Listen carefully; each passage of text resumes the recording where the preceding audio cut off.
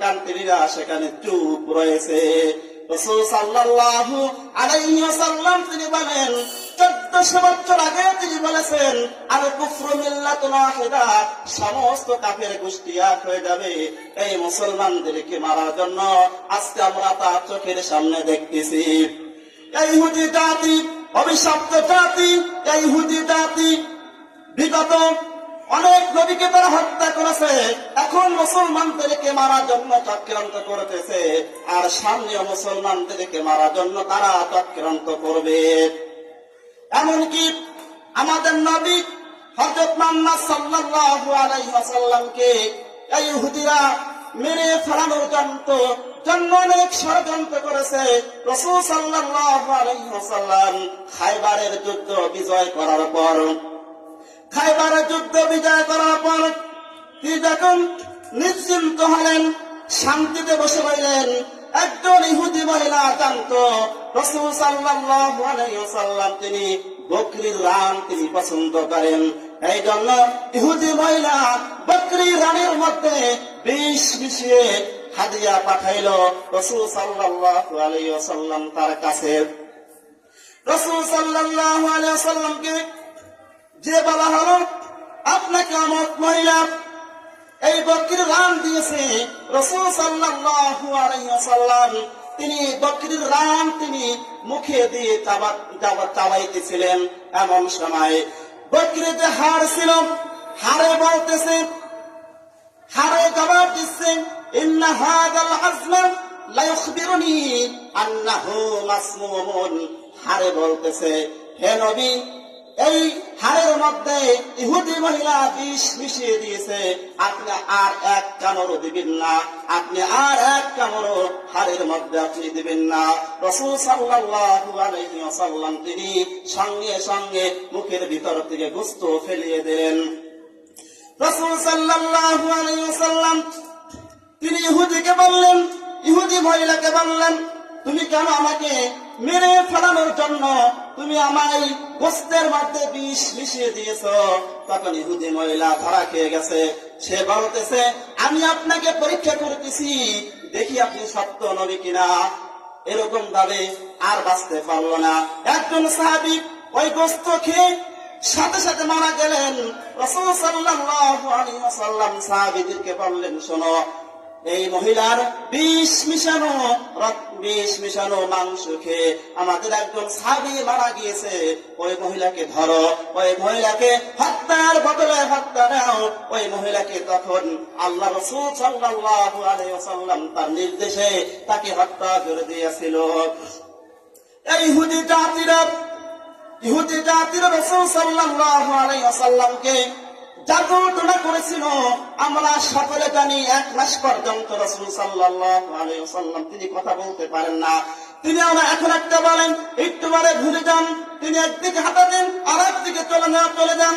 1 মাস পর্যন্ত রাসূল সাল্লাল্লাহু আলাইহি ওয়াসাল্লাম তিনি জাদুগ্রস্ত ছিলেন। এই জাদু কোন মুসলমান করে নাই, এই জাদু ইহুদিরা করেছিল। অসংখ্য নবীদেরকে ইহুদিরা হত্যা করেছে। আমাদের রাসূল সাল্লাল্লাহু আলাইহি ওয়াসাল্লামকে হত্যা করার জন্য বিভিন্ন পরিকল্পনা চালাইছিল ইহুদিরা। সেই ইহুদিরা আজকে আমাদের মুসলমানদেরকে পাখির মতো গুলি করে হত্যা করতেছে। আমাদের প্রথম কিবলা মসজিদুল আকসা, আমাদের প্রথম কিবলা যে কিবলার দিকে রাসূল সাল্লাল্লাহু আলাইহি ওয়াসাল্লাম 17 মাস তিনি নামাজ পড়েছেন, তার দিকে ফিরে 17 মাস তিনি নামাজ পড়েছেন। রাসূল সাল্লাল্লাহু আলাইহি ওয়াসাল্লাম বারবার আকাশের দিকে তাকায়। আল্লাহ পাক রব্বুল আলামিন তিনি বলেন, "ওয়াদ নারা তাকাল্লুবা ওয়াজহিকা ফিস সামা ফালানুওয়াল্লিয়ান্নাকা কিবলাতান তারদাহা।" হে আমার বন্ধু, হে আমার দোস্ত, আপনি বারবার আকাশের দিকে তাকাইতেছেন, আমি লক্ষ্য করেছি। আপনি কিছুদিন এই বাইতুল মাকদিসের দিকে ফিরে নামাজ আদায় করুন, আমি আপনাকে আপনার পছন্দ মতো আপনার পছন্দের কিবলার দিকে আমি ফিরিয়ে দেব।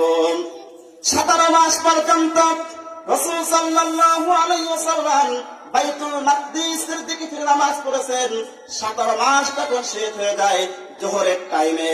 জিবরাইল আলাইহিস সালাম তিনি বললেন রাসূল সাল্লাল্লাহু আলাইহি ওয়াসাল্লামের কানের কাছে এসে, হে আল্লাহর হাবিব, এখন আপনি বাইতুল্লাহ কাবার থেকে ফিরে আপনি নামাজ আদায় করুন। সেই বাইতুল মাকদিস ইহুদিদের দখলে আমাদের প্রথম কিবলা বাইতুল মাকদিস। হযরতে হুযায়ফা রাদিয়াল্লাহু তাআলা থেকে বর্ণিত, তিনি বলেন রাসূল সাল্লাল্লাহু আলাইহি ওয়াসাল্লামকে জিজ্ঞাসা করা হলো, হে আল্লাহর রাসূল, এই পৃথিবীর মধ্যে সর্বপ্রথম মসজিদ কোনটা? রাসূল সাল্লাল্লাহু আলাইহি ওয়াসাল্লাম তিনি বলেন, এই পৃথিবীর মধ্যে সর্বপ্রথম মসজিদ হলো বাইতুল্লাহ, আল্লাহর ঘর। তারপরে জিজ্ঞাসা করা হইল, তারপরে মসজিদ কোনটা? রাসূল সাল্লাল্লাহু আলাইহি ওয়াসাল্লাম তিনি বলেন, আল্লাহর কাবা ঘরের পর বাইতুল মাকদিস। যে বাইতুল মাকদিস আজকে ইহুদিদের দখলে, আমাদের পরাণ কিন্তু কান্দে। হযরত ইয়াকুব আলাইহিস সালাতু ওয়াস সালাম তিনি এই বাইতুল মাকদিস তিনি নির্মাণ করেছেন। কাবা ঘর নির্মাণ করার 40 বছর পর বাইতুল মাকদিস, বাইতুল মুকাদ্দাস হযরত ইয়াকুব আলাইহিস সালাতু ওয়াস সালাম তিনি তৈরি করেছেন। তারপরে হযরতে সুলাইমান আলাইহিস সালাতু ওয়াস সালাম জিনের মাধ্যমে, জিন জাতির মাধ্যমে এই বাইতুল মাকদিস তৈরি করেন। বাইতুল মুকাদ্দাস যা জেরুজালেমে আছে, বাইতুল মুকাদ্দাস তিনি তৈরি করেন। হযরত সুলাইমান আলাইহিস সালাতু ওয়াস সালাম এই বাইতুল মাকদিস পূর্ণ সংস্কারের সময় তিনি আল্লাহকে বলেছিলেন, রব্বুল আলামিন, এই বাইতুল মাকদিসে যারা নামাজ আদায় করবে, রব্বুল আলামিন, আপনি তাদেরকে নিষ্পাপ করে মসজিদ থেকে আপনি বের করবেন। বলেন সুবহানাল্লাহ। রাসূল সাল্লাল্লাহু আলাইহি ওয়াসাল্লাম তিনি বলেন, সুলাইমান আলাইহিস সালাতু ওয়াস সালাম তিনি দোয়া করেছিলেন যে আল্লাহ, এই বাইতুল মাকদিসে যারা নামাজ পড়বে তাদেরকে তুমি নিষ্পাপ করে দিবা।